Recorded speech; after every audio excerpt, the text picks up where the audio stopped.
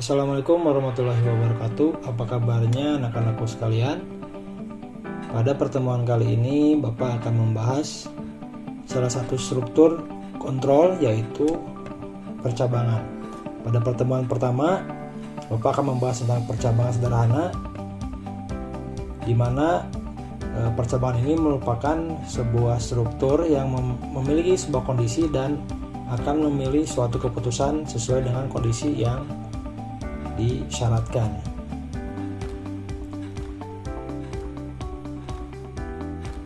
Nah, dalam kehidupan sehari-hari, apakah kalian pernah membuat sebuah keputusan seperti ini? Kalau hujan, aku bawa payung. Nah, kita sering membuat keputusan berdasarkan kondisi tertentu. Nah, kondisi tertentu di sini adalah kondisi cuaca.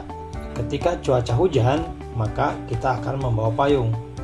Nah, begitupun sebaliknya, itu merupakan sebuah keputusan sesuai dengan sebuah kondisi.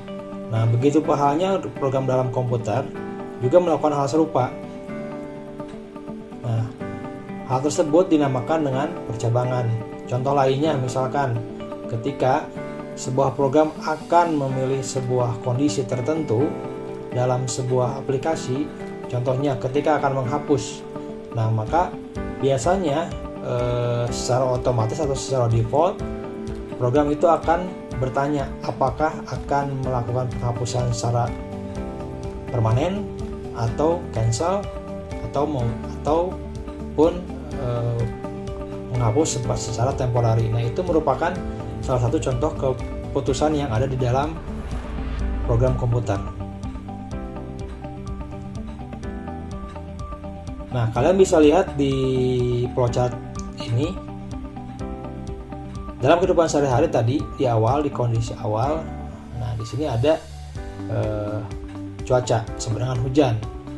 Nah, jadi ketika flowchart ini memulai, kemudian di sini ada pertanyaan bagaimana cuaca hari ini. Nah, cuacanya sama dengan hujan. Nah, jika hujan, maka akan membawa payung. Selesai. Nah, ini dinamakan percabangan dengan satu kondisi karena tidak ada kondisi tambahan lainnya. Nah, contoh lainnya, di sini adalah percabangan adalah struktur atau selection struktur dalam pemrograman. Cara untuk membuat keputusan dalam program memungkinkan program untuk menjalankan blok kode tertentu berdasarkan kondisi tertentu. Nah, percabangan juga merupakan cara untuk memberitahu program agar melakukan sesuatu hanya jika suatu kondisi terpenuhi. Nah, ini contoh lainnya lagi. Ketika kondisi ada penginputan nilai dan kondisinya itu kurang dari 50, misalnya inputnya adalah angka 40. Nah, di sini ada kondisi yang terpenuhi. Nilai akhir kurang dari 50. Ketika di sini diinputkan 40, maka dia akan terpenuhi kondisinya. Nah, maka akan menjalankan tulis gagal. Nah, beda halnya ketika di sini ditulis 80, maka ketika masuk ke dalam percabangan, maka dia tidak akan menghasilkan apapun.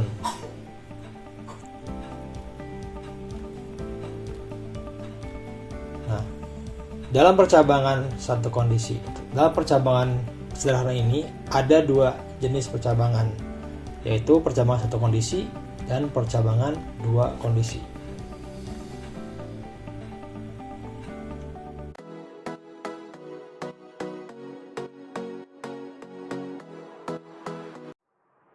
Selanjutnya kita akan membahas tentang penjelasan if ya, sintaks if dalam JavaScript. Nah, if di sini itu termasuk tadi dalam percabangan sederhana di mana ada satu kondisi dan hanya ada satu keputusan. Oke, Bapak akan langsung mencontohkan bagaimana codingnya. Kondisi 1. Oke. Percabangan if. Pertama kita akan buat dulu variabelnya dengan select. Kita akan coba buat satu variabel dengan nama nilai bernilai 80. Nah, ini merupakan sintaks if dalam JavaScript. If nilai lebih dari sama dengan 75. Nah, di sini ada kurung kurawal. Ini merupakan kurung kurawal dari keputusannya, yaitu keputusan jika nilai lebih dari sama dengan 75. Oke, fungsi konsol log.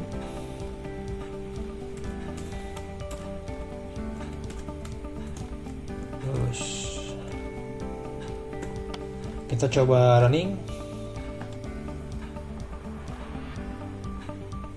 Nah, di sini bisa dilihat hasilnya lulus. Ini merupakan percabangan sederhana menggunakan if yang memiliki variabel nilai dengan nilai 80. Di baris ketiga ini ada percabangan if, ini kondisinya, dan ini adalah keputusan yang diambil ketika kondisi di sini terpenuhi. Kita coba elaborasi kenapa bisa muncul nilai lulus di sini. Kita perhatikan nilainya 80. Ketika nilai ini masuk ke dalam variabel nilai, kita terjemahkan 80 lebih dari sama dengan 75, maka nilainya adalah true atau benar. Makanya di konsolnya ini hasilnya adalah lulus.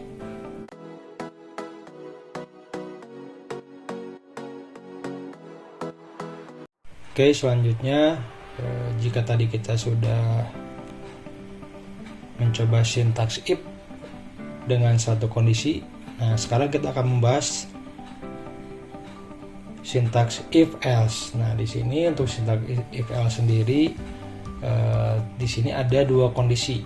Kondisinya benar dan salah, true atau false. Kita akan coba buat codingnya. Percabangan dengan sintaks if. Kita akan masih menggunakan studi kasus yang sama. Nah, agar terlihat perbedaannya dengan sebelumnya, kita akan masih menggunakan kriteria nilai lulus dan tidak lulus ya. Pertama-tama kita buat dulu variabelnya sama menggunakan variabel nilai. Kita isi nilainya 80. Kemudian di sini if nilai sama dengan lebih dari sama dengan 75, masih kondisi yang sama. Nah, ini adalah keputusan jika kondisinya terpenuhi.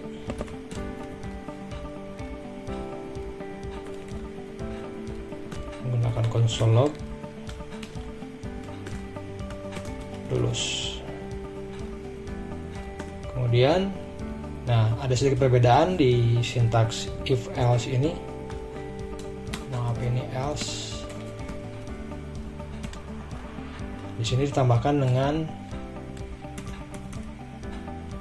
statement else. Nah, di sini adalah kondisi kedua.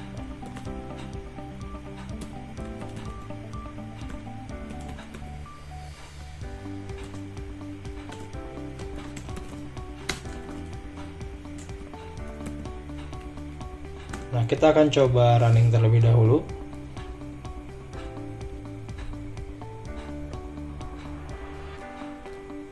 Ini lulus. Ini di kondisi pertama.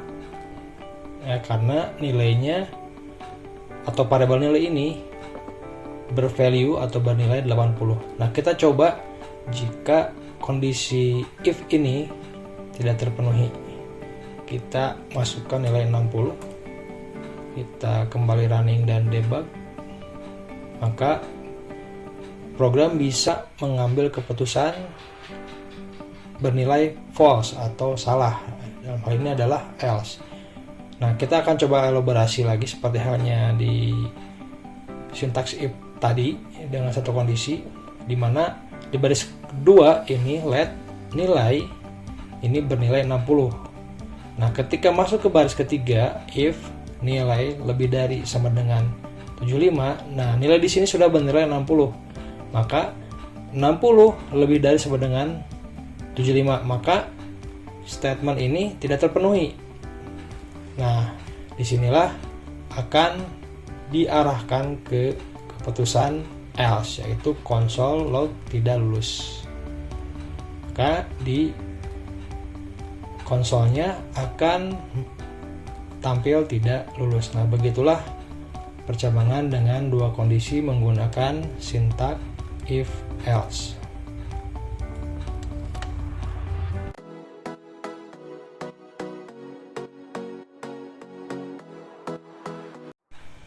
Oke, selanjutnya kita akan mencoba studi kasus implementasi dari kedua percabangan tersebut, yaitu percabangan satu kondisi if dan percabangan dua kondisi if else. Nah, di sini ada studi kasus aturan di sebuah bioskop membatasi umur 17 tahun atau lebih. Kita boleh menonton film tertentu. Nah, kita akan coba mengimplementasikan percabangan satu kondisi dulu menggunakan if. Nah, kita coba buat variabel umur dengan nilai 18. Kemudian kita buat kondisi if-nya umur lebih dari sama dengan 17. Nah, ini sesuai dengan studi kasusnya ya.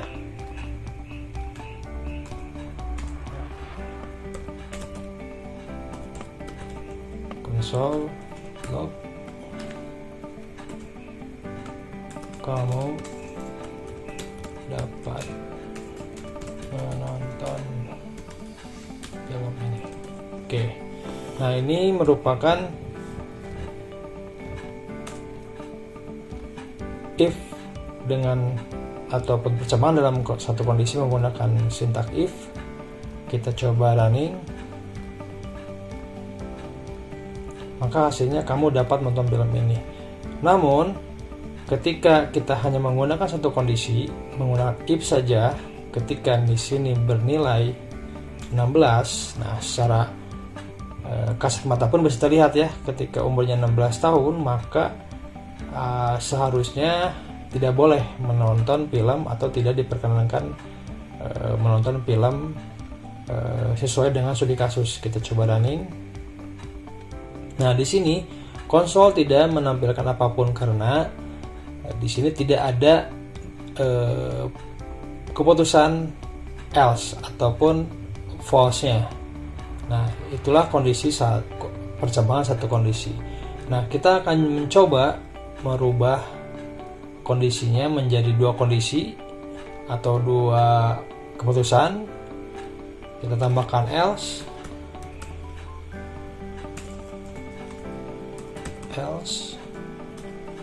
Nah, di sini kita buat lagi console log-nya.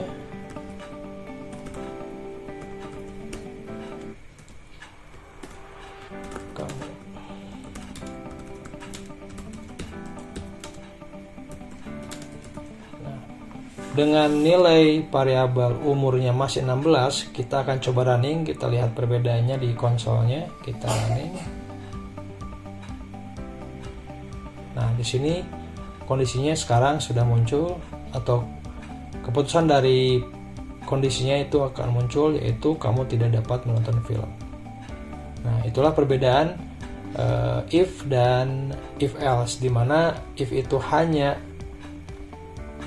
diperuntukkan untuk satu keputusan, dan if else kita bisa menggunakan satu keputusan. Oke, itu mungkin untuk materi di percabangan sederhana ini. Sampai bertemu di materi kedua, yaitu percabangan bertingkat. Terima kasih. Wassalamualaikum warahmatullahi wabarakatuh.